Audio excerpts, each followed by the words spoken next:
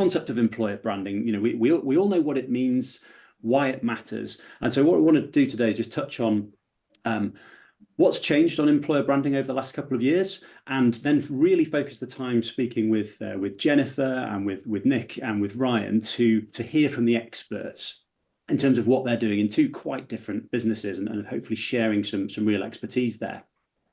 So in terms of, first, why does it matter? There's loads of stats out there about the importance of employer branding. 83% of employers say that their EVP impacts really significantly on their ability to hire. Of course, that makes sense. 75% of job seekers researched companies' reputation before they apply. We all know Glassdoor, LinkedIn, chatting to friends, all that sort of stuff makes sense. And finally, employers who are identified as having a strong employer brand attract 1.8 times more applications than employers with a weaker brand.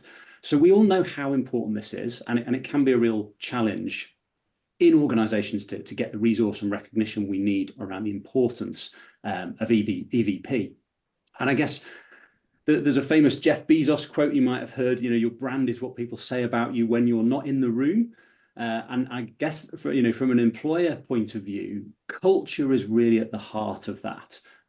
We're a hyper-connected society now, and it's very, very easy for people to connect with employees on social media to really find out what an organization is actually like.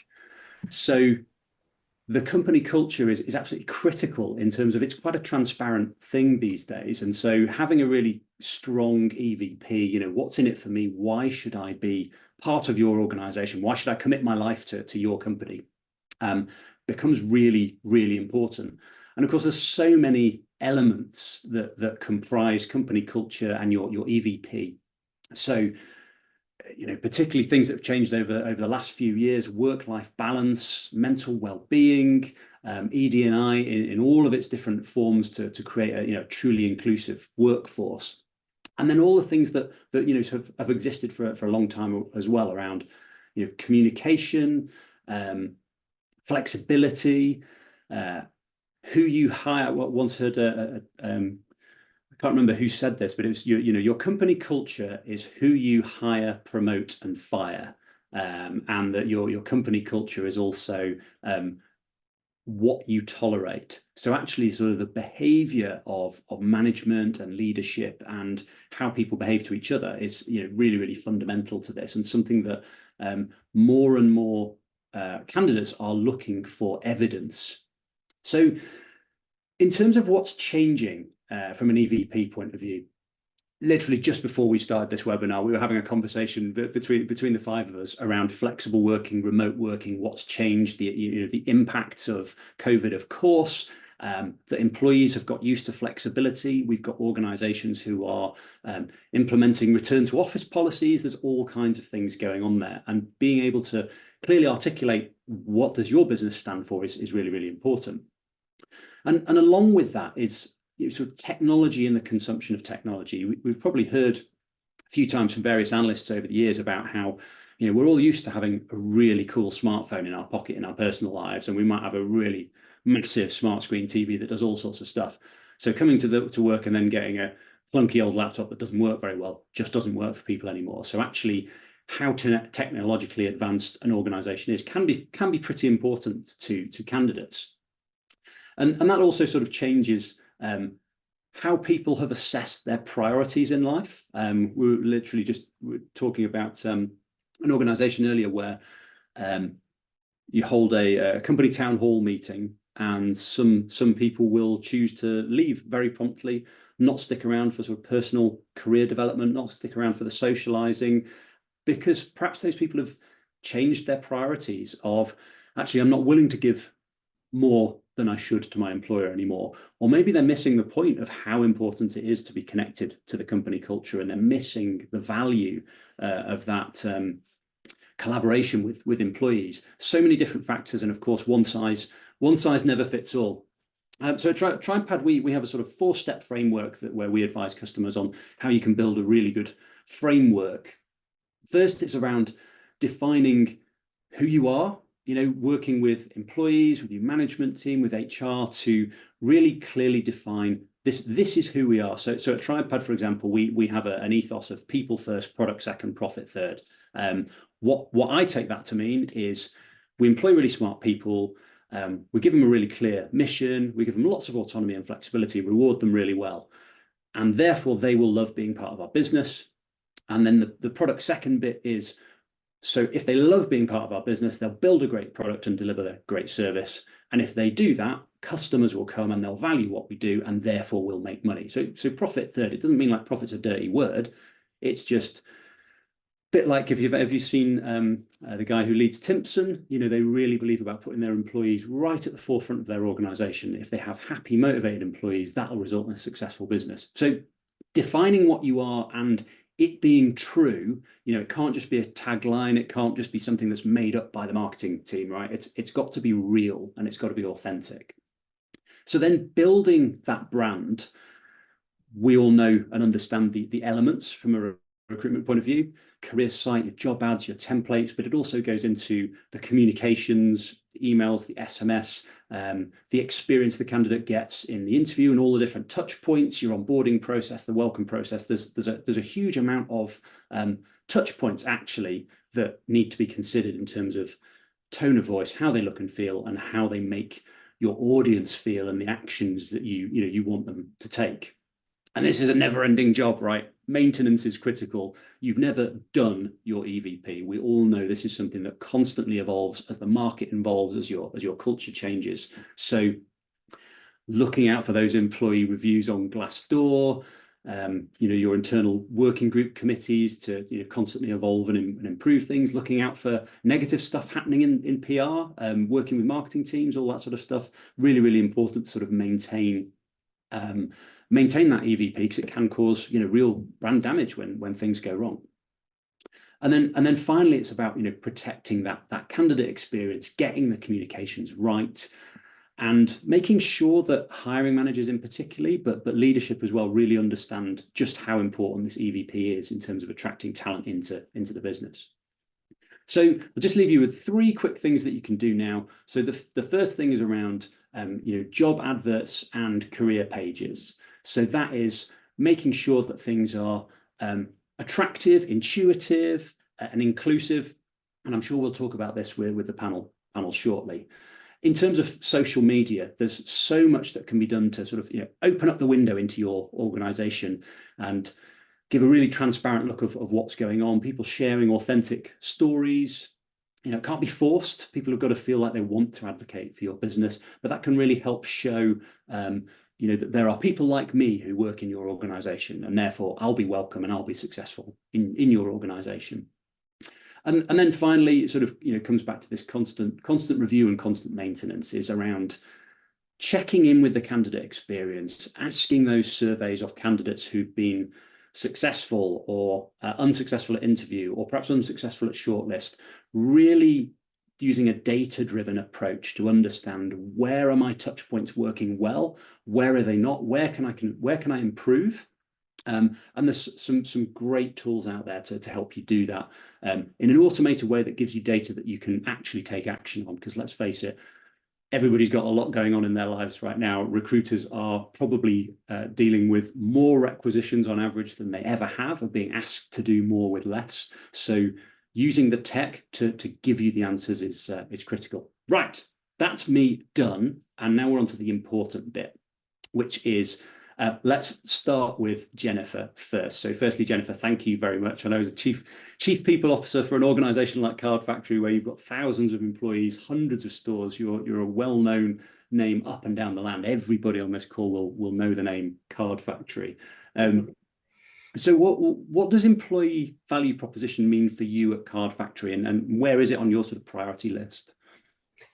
Yeah, I mean, it's not that dissimilar from what you described in your slide around kind of definition. I was reflecting on this when the questions came through. It's not something that we necessarily proactively talk about, because what we talk about is our brand and our culture. That's kind of the language that's used, but of course that translates into employee value proposition.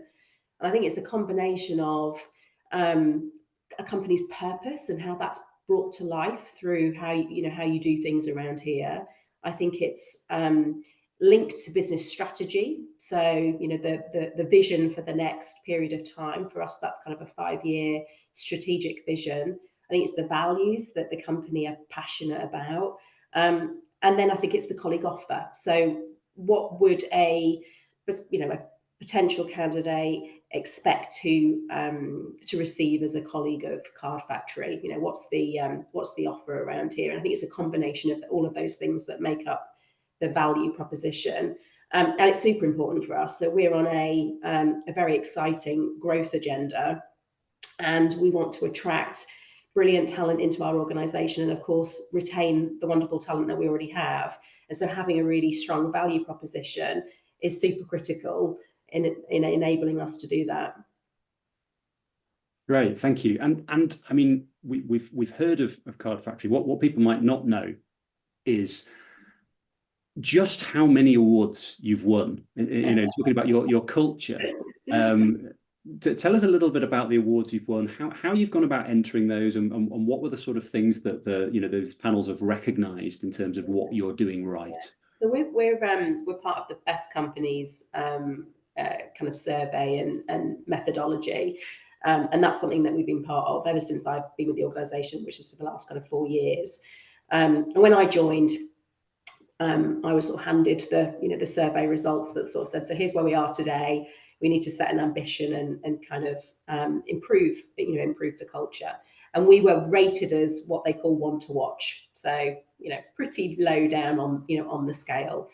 Fast forward 4 years, we are now a 2-star Best Companies business. And like you say, we've recently won a number of awards. So last year, 5th best big company to work for, and the 1st best company in retail to work for. And they're awards that we are massively proud of, and they haven't come without hard work. So I think, to your point, there's this piece around, you have to define what you stand for, why you stand for that, and what the offer is for colleagues and candidates. But then you have to make it live, and that's the really important work, isn't it? To an extent, the definition is the easy part. It's then how does that permeate through the whole organisation in a really consistent way, but recognising the nuances for the differences. So for us, manufacturing, design studios, stores, support centre, quite different colleague bases, but there's something that binds all of us, and that's our culture, that's what we stand for, and ultimately that kind of value proposition. So making sure that lives day in, day out consistently is really the key to sustaining or achieving those results, and then importantly sustaining them. Yeah. And given the sort of variety of roles within your business, the geographic spread, and because I believe you're expanding internationally as well now. Yeah. How do you go around developing talent? I've read about you have your sort of talent every day and career pathways programs that sort of highlight how people can develop their career within the organisation. How does that play into attracting and developing people? Well, excuse me, there are a few principles that are really important to us when it comes to talent management, performance management, and it's kind of, the clue is in the talent everyday framework that we use. So it's called talent because we start with the belief that everybody is talent within the organisation. So it's not an exclusive group for the few. It's everybody. So everybody's kind of very much invited.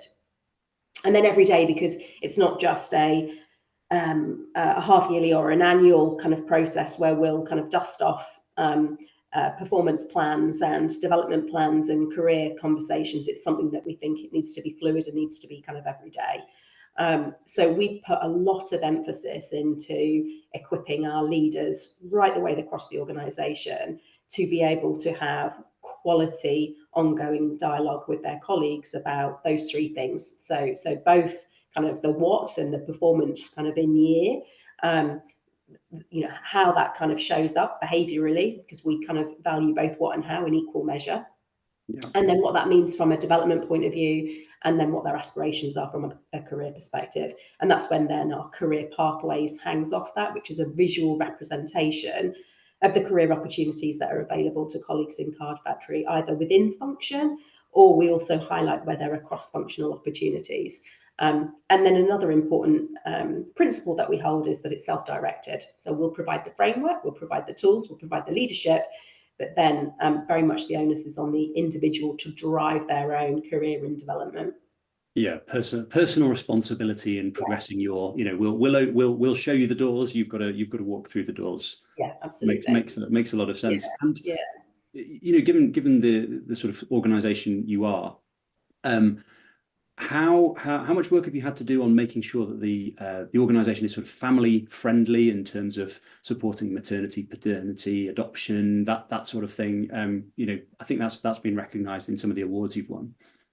Yeah, there's been, and that's probably part of a broader piece of work that we've done around our reward and benefits offering. So going back to that start point 4 years ago, we went about a whole process of leveling the organisation, of gathering annual data to benchmark ourselves versus our market that we operate kind of within, to understand where we sit from an offer point of view on all benefits, so both pay but also bonus, and our policies, including family kind of friendly. And that highlighted to us where we had some significant gaps that we needed to face into. Coupled with that, the annual engagement survey that we do and numerous amounts of listening that we do across the organisation through listening forums, open kind of table conversations, was all kind of data and insight that fed into what we needed to do to make a difference, to kind of really shift the dial. The result of that, and I'll come back and answer your question specifically around family friendly, the result of that is in our latest survey results, we moved forward 10 percentage points on kind of my deal at Card Factory. So that told us that what we've done has absolutely driven positive results for our colleagues. On family friendly, it was clear kind of when we started the journey that we were behind, we were behind the competition, and we needed to do something about it. Not only because we were behind, and we of course want to build an attractive proposition, but it just didn't feel right and fair and equitable. And so we brought that right up to where it needed to be, with a above statutory kind of, with a company enhanced offer for our colleagues. And then importantly within that, kinship, which some of you may or may not have heard of.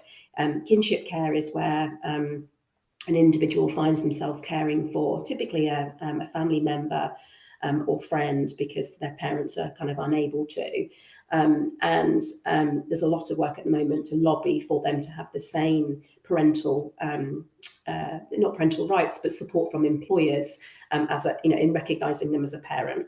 Yeah. And that isn't consistent across the UK. And we were one of the first, in fact, I think we were the first big company to sign up to kind of kinship care support, which I'm super proud of. And I've got a colleague within my own function who's kind of benefiting from that enhancement. So yeah, one example, but part of a broader piece of work that we did to kind of really understand where we benchmarked and what our colleagues were telling us we needed to make a difference on.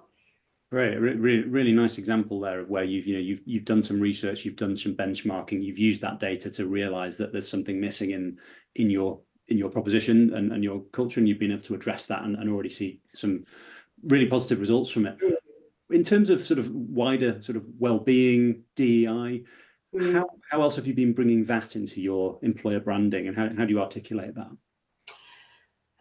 So I think it's super integral. One of our values is very much that we kind of celebrate difference, and so it's something that kind of organisationally we're kind of super passionate about, and it runs through everything. So it's not a people policy that's about just about hiring diversity and creating an inclusive culture. Of course, it is about that, but it's also about how we demonstrate that invitation to everybody through everything that we do. So through the products that we sell, the way in which we sell them, through the education that we can provide the country, because we're interacting on a day-to-day basis with thousands of customers that are coming through our stores. And so we made a really positive shift in recent years to have a much broader offering. And if you go into one of our stores or online, you'll see a much broader range than we've had previously. And that's all as a result of our DE&I strategy and agenda, which is about touching every part of the organisation, not just in an isolated case. And then Wellbeing, massively passionate about that. We were partnering with a company recently called Fika, and we were accessing a lot of their tools. And one of their lovely tools is a Fika moment. So this is a conversation starter or an open to a meeting to get people kind of talking. We're going to rename it, and we're going to kind of steal the concept and come up with a Card Factory version of it. But essentially, what we do now in every to open up any meeting that we're having, even our big town hall events, is we have a celebration. So we ask everybody to to open up and share something and celebrate something, which is one small example of what we're doing in the wellbeing space, and how we're trying to make it a ritual and part of our employer brand, importantly. Yeah, fantastic. I love the idea of you use the word ritual there, the sort of corporate people thrive on stories, and the rituals that an organization goes through enhances those stories, and they're so important to building culture, and where you can communicate those externally and sort of show these are the things that we do, and that represents who we are as a culture. I love that.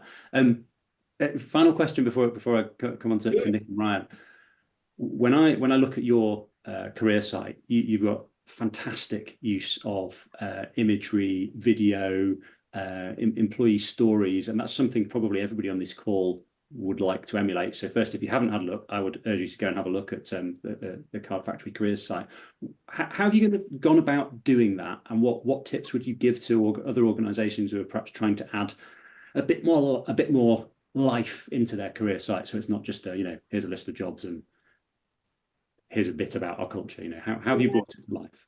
Well, I think it's important, isn't it? If you're a potential kind of candidate looking at a career site, you want to get a sense of what's it like to work there then, and would I fit? Is this somewhere where I would thrive? And so bringing your culture to life, I think in the use of video, I think is a really helpful way of doing that. And that video on our site actually was a video that we created when we launched our brand, and within that the kind of company value. So you'll see that in the video, it's a number of colleagues talking about what those values mean to them and how they bring them to life in life every day. And it's real colleagues, and it's very real. And I think that gives a really good sense of what it's like to work in our business. So my advice would be, the answer to your value proposition lies with your colleagues. And so get out there and do the listening. And if you want to create content, they're the best people to give you that rich content, either the words or the video. Let them bring it to life for you. Yeah, fantastic. Thank you, Jennifer. Nick, Ryan, coming to you now. Just Nick, you're director for employee brand and comms. Ryan, you're recruitment manager within HCRG Care Group. Nick, just starting with you, do you want to just give us a quick introduction for everybody on the call as to who are HCRG Care Group, and what is employee brand within that, and how why are you on the call today? Yes, I think HCRG Care Group is a provider of predominantly community health and care services. So we work on behalf of the NHS, we work on behalf of local authorities to deliver what are, to all intents and purposes, when you access them, NHS services. So you wouldn't necessarily notice any difference. Some of them will just have the NHS brand because they're in partnership with others, and some of them will have varieties of different looks and feels. I think our predominant offer is to transform. It's kind of behind Ryan's head right now. We change lives by transforming health and care. That is what we do. And so commissioners come to us for that. I think because of that arrangement, employer brand is quite interesting for us. So we were kind of starting out when a year and a bit ago, looking at our employer brand with a situation kind of different to what Jennifer was just talking about. We didn't need to define our employer brand because we had huge advocates internally. We got 98% recognition of our values. We got all of those things. So instead, we looked at employer brand from the perspective of this is our personality, and people need to understand it. So we went to talk to colleagues who'd been with us for ages, who loved us, to find out why. Why do you love us, and what is it that attracts you to us? Because the context of all of those things is that we're competing with the NHS. That's, I think the best known brand in the UK. It's the best loved brand in the UK. It features, in the budget the other day and all those things, and as being part of almost the personality of the nation. And so we're competing with that and a very consistent employee brand offer.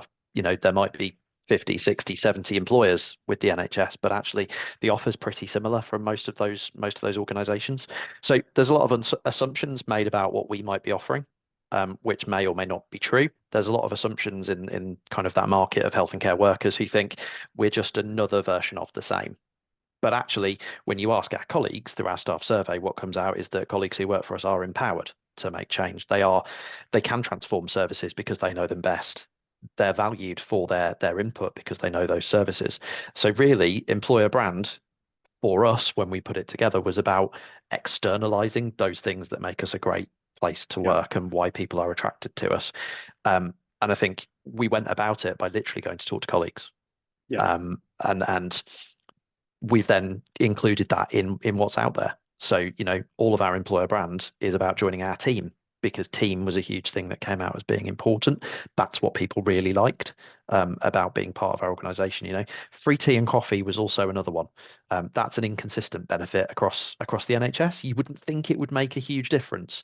But actually, come and have a cuppa with us for an employment open day, and it'll be the first of a load of free cups of tea and coffee that you get, is a huge way of showing we're a bit different to everybody else, and it's going to be just a little bit different here. So it was really just about creating that personality that we knew existed, rather than having to go and create it. So I think we almost had a slightly easier job from doing that.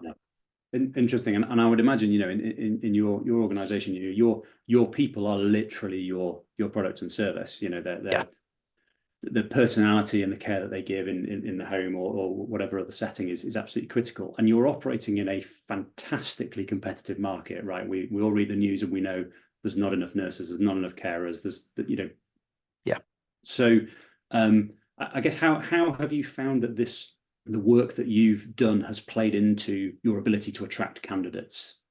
Yeah, so I mean, I'll let Ryan talk about the numbers, because he's come prepared with all of those. But I think what we've been able to do is really clearly articulate what is different, really clearly articulate a solution to, actually, if you've been in the NHS for 30 years, which some of our colleagues have, it's the unknown. You're taking a huge leap. And so just by bringing people to the front of that, saying, Julie did it, how about you? And this is what she says. That's made a huge difference, and that's where we've kind of anchored our employee brand. But Ryan, you've got lots of stats and data, haven't you, as to the actual impact it's made for you? Yeah, definitely. So in terms of the overall approach, if we were to measure the last 12 months of recruitment data and application sets versus the 12 months prior to that on the employer branding pieces, what we'd actually seen a 26.2% increase in applications through revamping our employer brand. And all that formed part of that was creating quite a unified approach throughout. So almost creating a unified approach of our values in a sense. So we were going, what is our why? And then how do we create that core message, not only in our social posts and all the things that you say, but whether it be a blog, whether it be a recruitment advert. And when someone first comes across our company, that message is then followed from whether it be a recruitment advert, whether it be a recruitment open day, whether it be how someone actually speaks about our company as a whole. So it's just a unified approach of how our messaging goes out that I believe has then had that impact on our increase in applications. Great, thanks for sharing. Really, really good stats there. 25% increase, because we saw when Natasha put the poll up at the beginning, employer brand and shortage of candidates was right up there as a big problem. And you've won quite a few awards as well. And one of the areas you've really focused on is sort of around helping employees through difficult times and supporting people financially. So what caused you to identify that as a thing to focus on, and how are you representing that through your employer branding? I think the way that we identified that we needed to look at it was listening. So we have partnership forums where colleagues talk to our regional directors, the most senior people who run our operations, to tell them what's on their mind at the moment, what they think we could do better. And I think what came out of that was an area where help was needed. And we're all aware of, you know, the issues with pay and, as you say, reward across the health and care sector. And that's been very well publicised in terms of how people are feeling about that. So I think it fitted with our brand. As we say, we want to change lives. We want to transform health and care. And what came out through our employer brand is a lot of, we're on a journey. And if you want to be part of the team that's on that journey, actually, we want to do our best for you. So we're not going to say to anyone, and we haven't said to anyone, this is the best financial support offer. This is the best thing we can do. What we've said is this is the best we can do within what we're able to do. And so we've then been able to actually have a conversation about that, to record people's interest in it, to understand, you know, those things are there. How does that make you feel? And importantly, how does it make you feel in comparison to what other organizations are doing? Do you feel that we are being honest, open, transparent, and doing our best for you? So I think we've continued to kind of do that same messaging, which is that we're all in this together. There is no almost them and us for this. We are a collection of people who deliver services to people, and so we're working together. We've all got different jobs in that, but what came out from a lot of our kind of surveys and being data driven about that is that we've got really, really good awareness of those tools internally.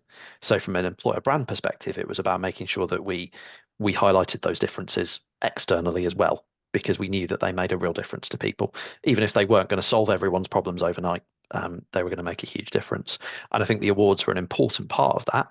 You know, awards can be seen as vanity, but actually where you've got almost the underdog, you've got the NHS as the big sector-wide employer who's well-known, respected, well-trusted, then you've got this almost challenger brand of HCRG Care Group coming in and saying, well, we're good at this, we've got this offer, we do this, and look, you know, as I said earlier, Julie says it's great here. It's quite helpful to have some third-party endorsement of that as well. So, you know, to have those awards to say it's not just us that say this, really helped to sort of verify that employer brand on the top of it. Okay, really, really interesting. Thanks for that, Nick. And again, like, I mean, much like Card Factory, you've got all sorts of different roles, different segments you operate within. How do you go about sort of tailoring your messaging and your branding? You know, for example, you've got nurses operating in prisons, you've got carers who are coming into people's homes, quite different environments, different jobs. How do you go about communicating the difference of those roles, you know, in your advertising and on the website? So I think from my perspective, we in our branding almost both don't and really explicitly do. So I think we don't differentiate because you're part of one team, you're part of HCRG Care Group, so everyone has the same benefits, everyone's part of one team. What we then do is go, click a button here if you're a nurse, click a button here if you work in a prison. And then what we've done is surface real people who do that for us already. So I think you've got this real, we're one team, but actually on the other hand, if you're part of a different group, here's what people who are already in that group say. And I think Ryan and the team then kind of do some more of that personalization in job ads, don't you? Yeah, so I guess when we talk about the prison and the offender health side of things, I think when you really break that down as well, there's a part where nurses as a whole might not consider a career when it comes to working within a prison, and a lot of it can come down to whether it be the not feeling comfortable within that type of setting. So it's actually going, what do people within these roles feel? How do they feel in these types of roles? And then almost expressing their opinions again, as Nick says, to go, actually, this is how people feel. People, and some of the quotes that we've actually taken is they feel as safe as they have in any working environment, and it's as a result of it's more a perception that's negatively perceived against certain areas. So it's breaking them boundaries and it's creating areas where you can almost have open conversations. So we've created things like, or we do things like recruitment open days and recruitment events where we go, right, how can we get people to talk, if it's an offender health service, how can we get the people to actually just have a conversation with those who may be interested in a career, may have never considered a career in a service like that, and go, actually, it doesn't sound too bad. It sounds something that would be of interest to me as well. Great. So I think some of those brand events we kind of again try and really highlight we're a bit different. So I think quite often you'll have NHS organisations and some other organisations who will hold their events at their site. They will hold those events kind of almost casually. again, to come back kind of as a challenger brand within that space, we need to almost go slightly over the top. And it's the constant conversation between my team and Ryan's team around, when you arrive at one of our open day events, we don't have massive budgets. We're on the same budget as the NHS. So it's not going to be a flashy, shiny event. But actually, from the very moment you arrive, it should feel like someone puts their arm around you and goes, come on, we'll look after you. We'll give you a cup of tea or coffee because you've come there, and that's your first, as I said earlier, that you're going to get from us. But we're not going to be in a cold room in a side off a corridor in a hospital. We might be in a city centre location to try and do that. And that makes Ryan and the team's job really difficult, because they've got to find those venues, they've got to make that happen. But actually, that's really important to us about going, it's a bit different, actually. Yeah. So it's almost not about the tea and biscuits itself, but what that represents in terms of the caring culture, the conversation, the arm around you. Yeah, and I'm sure many of our competitors are offering people cups of teas as well, but we're doing it in a sort of over the top way to make a point about it is a bit different here. So thank you for that, Nick and Ryan. So a question to all three of you now. What do you think the sort of biggest, most important thing that you need to do on your employer brand and communicating your culture is the next 12 months? What's the top priority for you? Jennifer, why don't we go to you first? Yeah, sure. I think for us, I think we need to pull it together, actually. There's been a significant amount of work to understand our company brand and our purpose and our values. And it's all there. Everything's there. I think we're pretty clear about what our value proposition is, but it isn't anywhere currently hung together that we can then really purposefully use to do exactly what you described at the front end of the meeting, to check to say, okay, and our candidates telling us that it is like this, and are we doing what we say we are doing, and are colleagues experiencing what we say they should be experiencing? So I think there's some sort of articulation that we need to do over the next 12 months. But like I say, I think everything's there. I think we've got all of the foundations and we've got the elements. It just needs to kind of hang together in a really compelling way. Great, thank you. Ryan, what's the top of your list for this year? So I believe now that we've done quite a lot of work already on our employer brand, and we've also now set up colleague engagement surveys. It's actually acting upon the surveys. So it's taken all the feedback and going, right, in each approach. So one of the surveys that we've set up, so having changed our overall recruitment offering and everything we've done, we've got a recruitment and onboarding survey which goes out, and we want to at every stage go, right, where have we done great so that we know what we're doing well, and where can we improve? So it's taken that approach in almost every element. I guess it's taken the feedback so that we're never standing still, and as things evolve, we evolve with it. So we've set the foundations to continuously move with that, I believe. Great. Nick, anything to add to that in terms of your branding and communications priorities?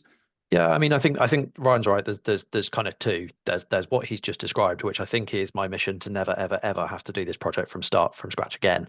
I think once you've created an employer brand and it works, it should evolve with your business. So unless you're going to do, completely change your name or go somewhere else, you should, once you've done it well, it doesn't feel as though you should ever have to start again. Yeah. And I think that's kind of the data-driven approach that we need to do. I think the other part that we've got over the next 12 months is we are we contract with the NHS, therefore we enter areas and we leave areas when contracts come to an end. And so over the next 12 months, a lot of our employer brand activity has been in Lancashire. We sadly will be losing some of our Lancashire colleagues and as a result of an end of a contract in Lancashire. And so we're going to lose a fair bit of that narrative that's in people's minds in the health and care sector, because we don't have those employees in that area. But on the flip side, we've also taken on the largest sexual health contract in the country, and we will be a newbie in Coventry and Warwickshire. We've already got a few tiny services there, so we're building on nothing, but actually we've got to launch ourselves in a new area, and we've got to keep up that work, as well as kind of having an eye to those areas that we're bidding on, because there's a chance we will be entering new areas where people have never heard of us. We need to relaunch that employer brand. So I think it's kind of as Ryan said, use the data, work out what we need to do, and then also kind of do it again in new places.